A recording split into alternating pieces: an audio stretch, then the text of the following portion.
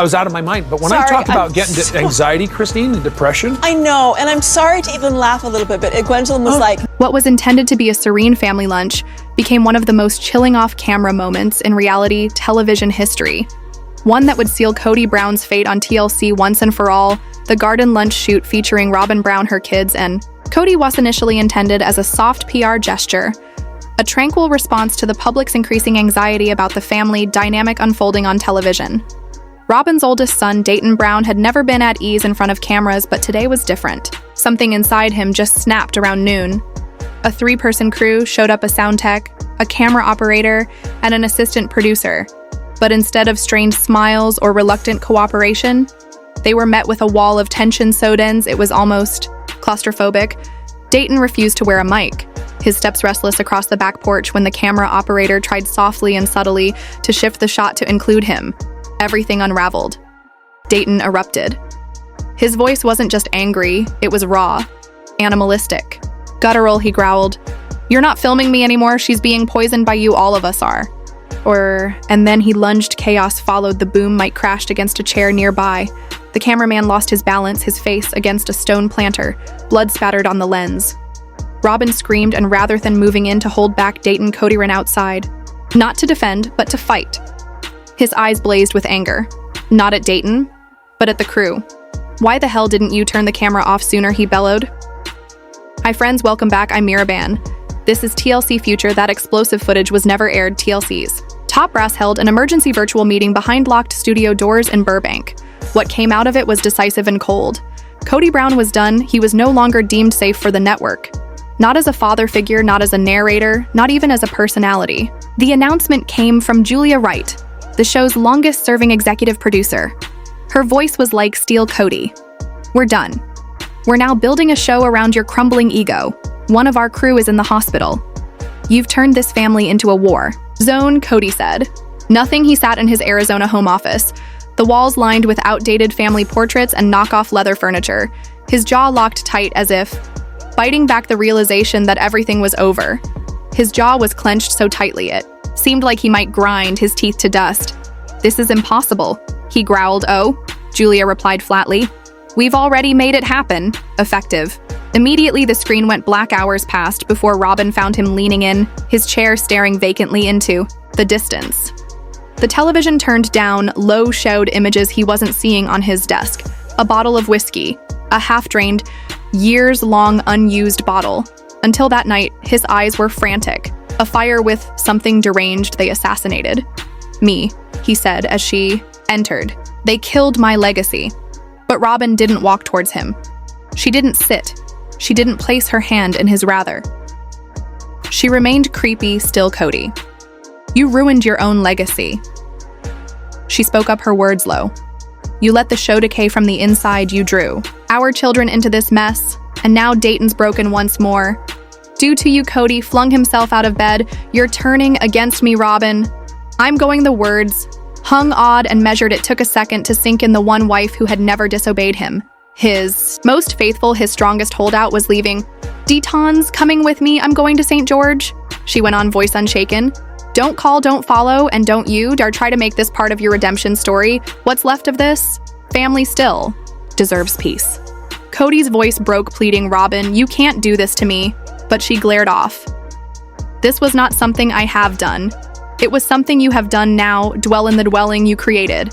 Meanwhile, states away from Arizona, Meri Brown was staging quiet revolution. She hadn't been caught off guard by Cody's dismissal.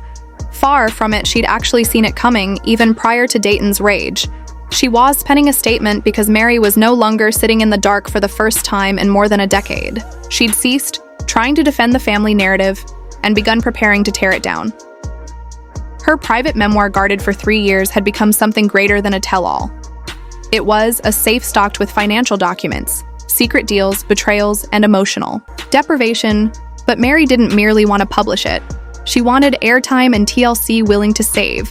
Its grumbling franchise gave her precisely that: a 6-part confessional series, Rwand, uncut and merciless. She didn't baton eye. Her first interview was shot in Atney Studio just outside Salt Lake City. The decor was spare: a single wooden chair, gentle lighting, and a side table, covered with old agreements, printed messages, and a manila folder marked Robyn's deals. She faced the camera with her back turned. To it, her tone was measured, her language careful. "I let them tell my story for years. She started now. I'm telling it myself." And then she dropped the first bombshell as early as season 8. Robyn had been cutting secret deals behind the scenes. What Meri said next detonated across the internet. Robyn had since season 8 secured a private agreement with TLC guaranteeing her extra compensation for emotionally intense episodes, particularly those showcasing her children or reinforcing her long-ed victim narrative. The other wives were never informed. Instead, they were misled into thinking Robyn's starring role was simply a response to audience demand. "I still remember when they cut my entire segment," Meri said, her voice cracking with residual pain we had filmed. At a retreat for grief recovery, it was the rawest I'd ever been on camera. But when the episode aired, I wasn't even in the credits. Next came a forensic timeline. Robyn shell companies, real estate transfers Kody had signed over to her name, and unpaid production invoices Meri uncovered despite being contractually obligated to appear. Then came the line that set social media ablaze. Robyn Brown is not a helpless woman. She's a strategist, Cody Brown washer soldier. The internet ignited clips from Meri's confessional interview, flooded TikTok and Reddit reaction videos spread like wildfire. Former fans returned in droves to watch the unfiltered truth unfold live by episode. To it only got deeper. Meri unveiled emails between Kody and TLC producers, pleading for narrative rewrites, voicemails of Robyn begging to manipulate the storyline, audio of Kody yelling at Christine for ruining the show by being too independent. By episode 3, TLC did something once unthinkable. Do you always feel like Tony has your back? She's like, yeah. Like, you always feel like you can count on him no matter what? She's like... They leaned in with Meri, Janelle, and Christine at the helm. The show was officially renamed Sister Wives Reclaimed. Then the billboard in Times Square, Meri alone, hair blowing in the wind. Arms crossed defiantly in big white letters, "The Real Wife, Meri Brown." She's Done Waiting premieres June 1st, and Kody, he disappeared from public view. His formerly busy Flagstaff house, once filled with production vehicles, and hoopla, grew quiet. It resembled a shrine, a tomb of ambition. He was seen at times at rural gas stations. Bearded and talking to himself, he started a podcast. It imploded after 3 installments. Kody attempted to revive it. He started a YouTube channel.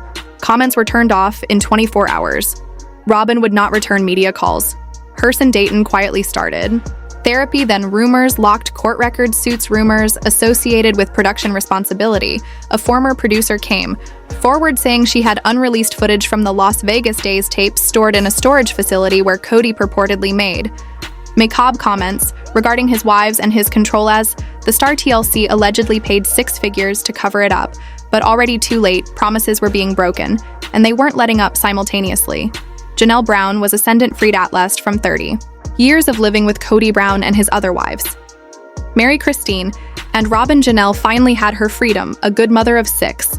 And a doting matriarch, she had been long besmirched and unjustly judged, frequently blamed by Kody for faithlessness. Their ultimate breakup was during the CO-19 pandemic, when Kody imposed strict measures on Janelle and her kids. In 2021, she'd had enough, taking a cue from Christine. She started making her own discreet plans to leave. By 2022, Janelle had dissolved her spiritual marriage to Kody. Notwithstanding her economic woes, she persevered. Then in 2024, she made a dramatic decision. She purchased property close to her married daughter in North Carolina and moved out of Flagstaff, for good, refusing to live her life on anyone else's terms. Janelle started new business enterprises to stabilize her income.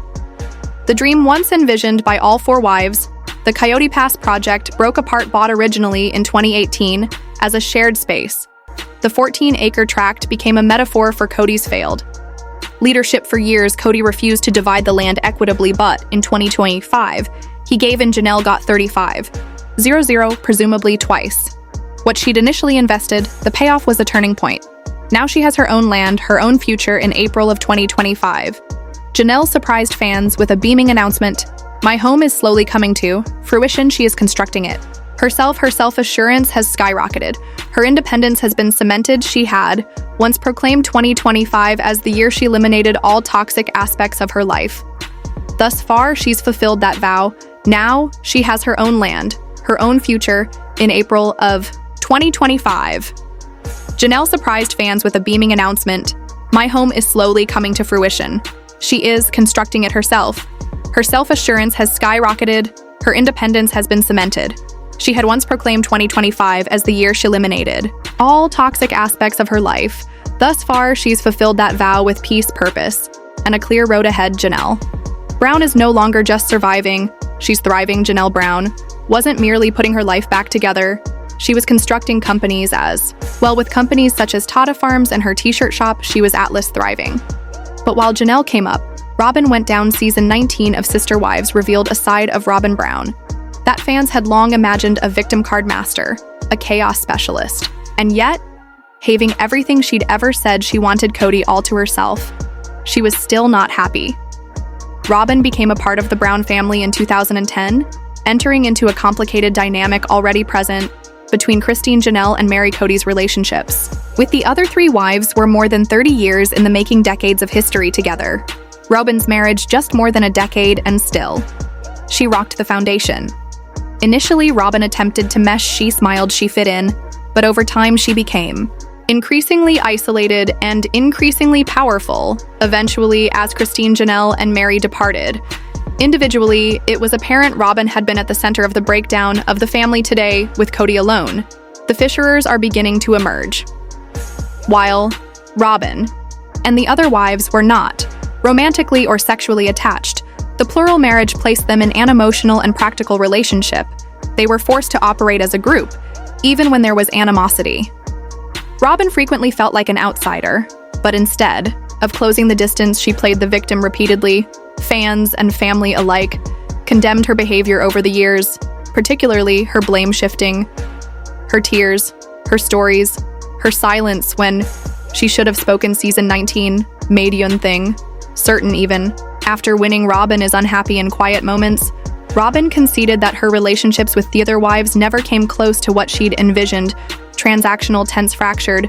She wanted something closer, more collaborative. She received distance and suspicion instead. Her greatest mistake, hoping Christine, Janelle, and Meri would confirm her relationship with Kody.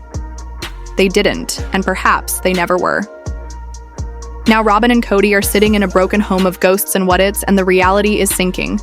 And this was never the dream she dreamed. This was never the family she believed she'd become a part of, and for the first time, her value of the whole family. We came to a point in our relationship when we were still living in Utah where she was like, I hate the principal. Robyn Brown is out of place. Robyn Brown never felt at ease allowing the other wives, Janelle, Christine, or Meri, to opine about her marriage, but she never held back an opinion about theirs as family dynamics started falling apart, particularly during the COVID-19 quarantine.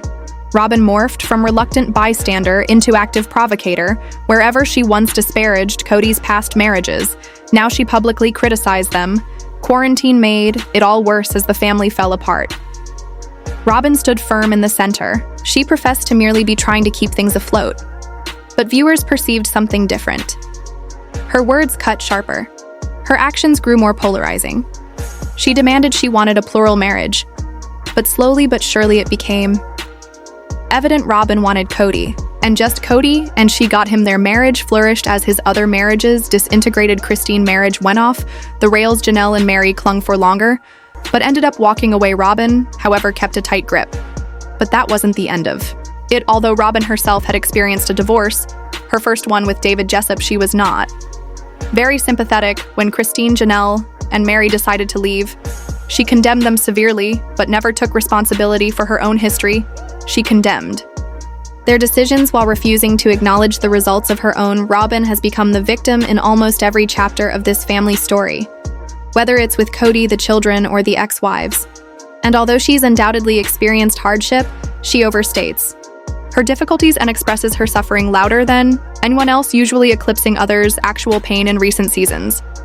Robyn's incessant appeals for sympathy have resonated with viewers, especially when her reality is so much more stable than the one she's witnessing around her.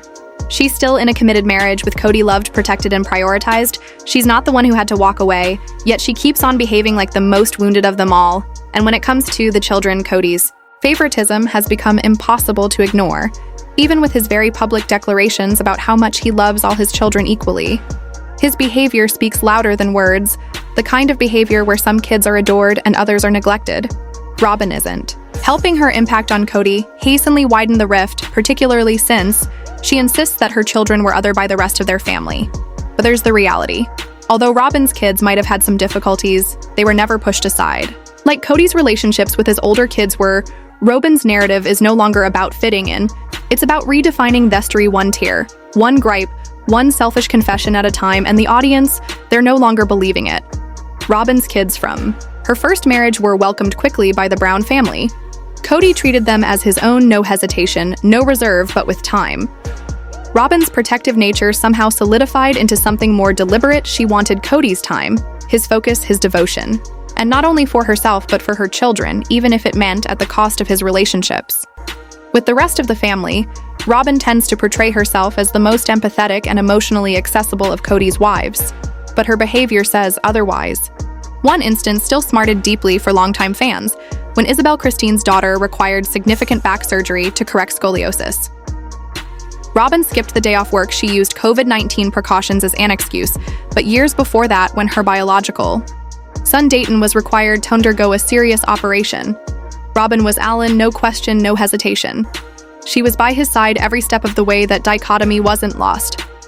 Robyn's professed concern for all the Brown children was hollow when she walked away. From Isabel, she professed to care just as much, but when time to do it came, her actions spoke louder than words. Yes, pandemic concerns. Yet Robyn had quarantined already. There were means to provide support. She declined again. And again, Robyn's empathy ends at the threshold of her own home. But the contradictions do not end there. Robyn is also the sister wife's moral mouthpiece.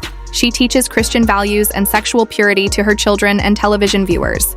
At every turn, she emphasizes abstinence and demands compliance with her code of conduct. And yet Robyn married into the Brown family after a decade of marriage and a divorce. Her own life does not align with the principles she now demands from others. That is not necessarily bad people change, but hypocrisy when she is imposing these on her kids without leaving them open to discuss things. There are no honest chats, no belief in them and their ability to make up their own minds, just rules and shame. Robyn's isn't family cohesive. What it does do is confirm her belief in moral superiority. This strict demeanor, her selective emotionalism, and her consistent victimhood have all contributed to the expanding view of Robyn as the family villain by the end of Sister Wives. Season 19, second half. Kody was heard singing Robyn's praises nonstop. She was his haven, his refuge, his soulmate.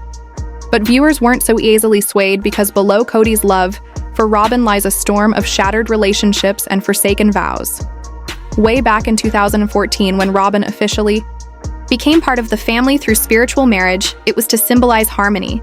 But it wasn't so, as her romance with Kody immediately overshadowed the rest. What began as a new beginning of the Brown family soon devolved into jealousy, resentment, and heartache, especially following the family's contentious relocation from Las Vegas to Flagstaff.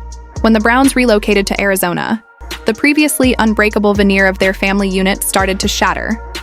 Family gatherings were reduced, and the wives were spread out throughout the town, living in individual homes. Kody's time, previously shared evenly among his wives, was now spent largely with Robyn.